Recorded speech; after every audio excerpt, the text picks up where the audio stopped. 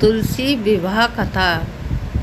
प्राचीन काल में एक लड़की का जन्म राक्षस कुल में हुआ, जिसका नाम वृंदा था। दैत्यराज काल नेमी जैसे राक्षस परिवार में पैदा होने के बाद भी वृंदा भगवान विष्णु की पूजा करती थी। जब वृंदा बड़ी हुई तो उसकी शादी जालंधर नामक दैत्य से हो गई। जालंधर काफ़ी शक्तिशाली राक्षस था, जिसका जन्म भगवान शिव के तेज के कारण समुद्र से हुआ था। बलवान होने के कारण जालंधर को दैत्य का राजा बनाया गया। वृंदा से शादी करने के बाद जालंधर की शक्ति और पराक्रम बढ़ता ही गया। उसे किसी भी तरह से हारना मुश्किल था। जालंधर के बढ़ते अहंकार व आतंक से सभी देवता परेशान थे। जालंधर की बढ़ती ताकत के पीछे उसकी पत्नी वृंदा की विष्णु भक्त और सतीत्व था। होते होते जालंधर अपनी शक्ति और अहंकार में चूर होकर स्वर्ग की देवियों पर काबू पाने की कोशिश करने लगा। इसी दौरान एक बार उसने माता लक्ष्मी को पाने का प्रयास किया, परंतु समुद्र से जन्म लेने के कारण माता लक्ष्मी ने उसे अपना भाई बना लिया। फिर उसकी नज़र माता पार्वती पर गई और उन्हें पाने के लिए जालंधर ने माया जाल बनाया। अपने माया जाल से जालंधर ने शिव का रूप धारण किया और माता पार्वती के करीब जाने की कोशिश करने लगा। उसी वक्त माँ पार्वती ने उसे पहचान लिया और जब तक जालंधर कुछ समझ पाता वो अदृश्य। जालंधर के इस दुर्व्यवहार से पार्वती जी की काफ़ी गुस्सा आया और इस पूरी तरह के बारे में उन्होंने भगवान विष्णु को बताया। इधर जालंधर भगवान शिव से पार्वती जी को पाने के लिए कैलाश पर्वत पर युद्ध कर रहा था। तभी भगवान विष्णु ने जालंधर को सबक सिखाने की ठानी।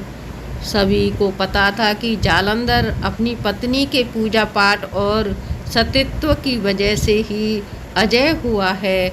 ऐसे में भगवान विष्णु ने जालंधर को हराने के लिए उसकी पत्नी का पतिव्रत धर्म भंग करने के लिए मायावी चाल चली। भगवान विष्णु एक साधु का रूप धारण करके वृंदा से वन में मिलने पहुँचे। उनके साथ दो मायावी राक्षस भी थे, जिन्हें देखते ही वृंदा डर गई। तभी भगवान विष्णु ने उन दोनों राक्षसों का वृंदा के सामने ही वध कर दिया। वृंदा ये देख समझ गई ये कोई आम व्यक्ति नहीं है।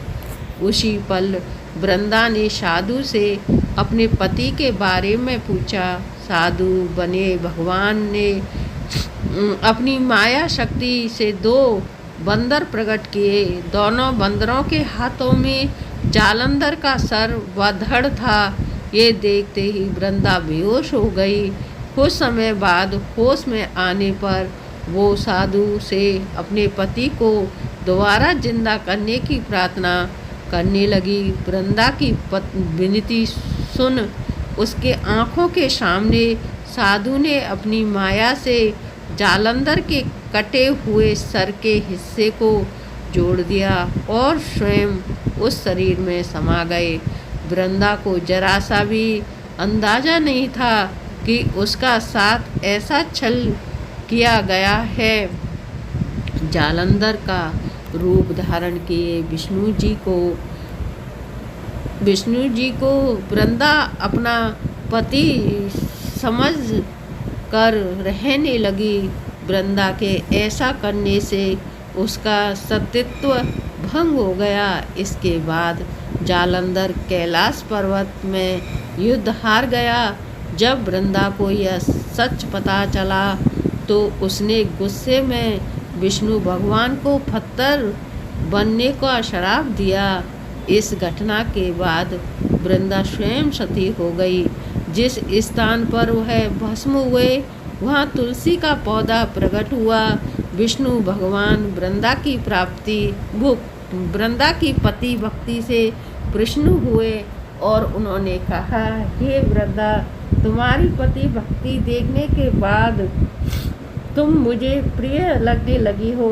अब सदैव तुम मेरे साथ तुलसी के रूप में रहोगी।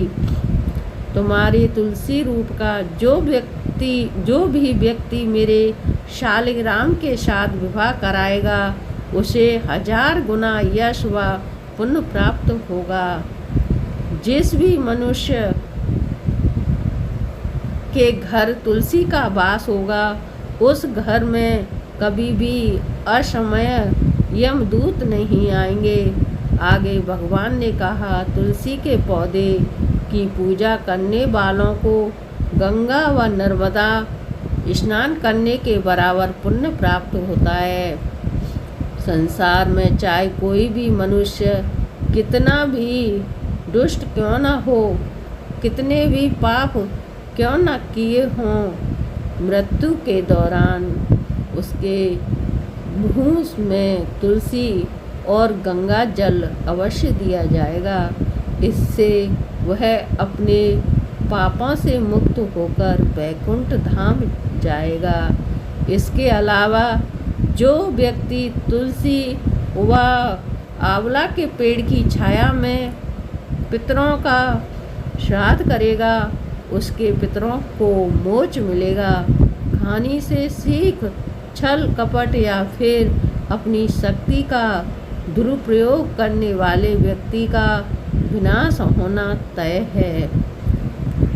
अभी तक हमारे चैनल को सब्सक्राइब नहीं किया तो सब्सक्राइब कर दें